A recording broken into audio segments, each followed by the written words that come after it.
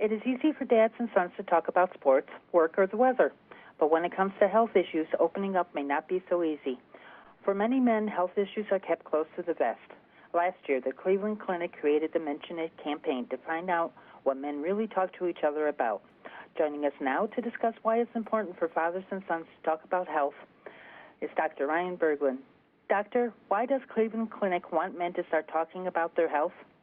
Well, first of all, we found out in our survey last year that most of us don't talk about our health. Over half of men don't routinely talk about their health.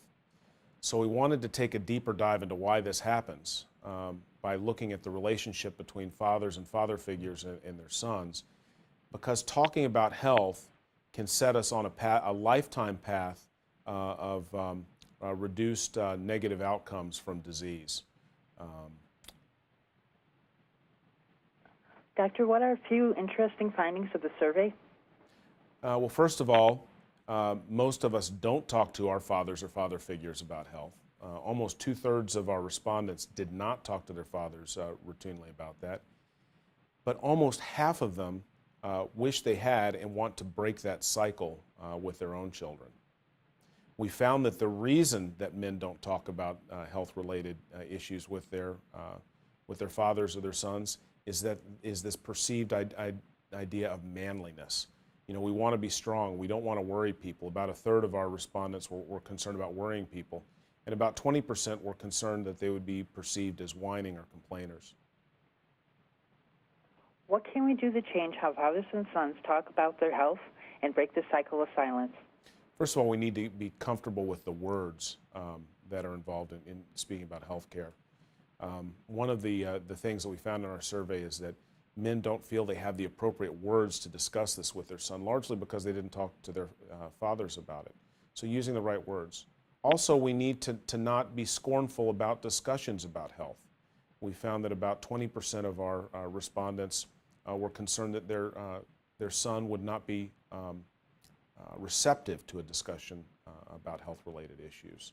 So we need to come up with the words, and we need to be open in these discussions with our kids. Doctor, could you tell us about the Mention It campaign? Yeah, the Mention It campaign we're in our second year of conducting surveys to find out how men talk about health. And we want men to be more talkative about their health, because we need to start having habits that lead to longer, healthier lifestyles. Diet, exercise, screening, understanding family history. We know that we need to be checked in our 20s for hypertension, blood lipids, and in our 50s for different cancers such as colon cancer and prostate cancer. Is there anything you'd like to add that we did not cover? Well, we did find that there were some differences related to ethnicity. We did break out our subjects according to race and ethnicity.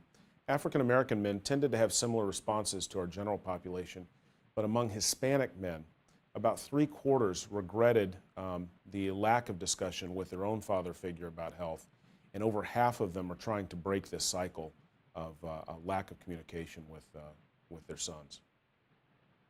Where can our listeners go for all the information we discussed here today? clevelandclinic.org/mentionit. We have the results of our surveys and also a number of articles related to men's health and how to discuss these issues with our children. Doctor, I'd like to thank you for taking the time to talk with us today. Have a great day. Thank you.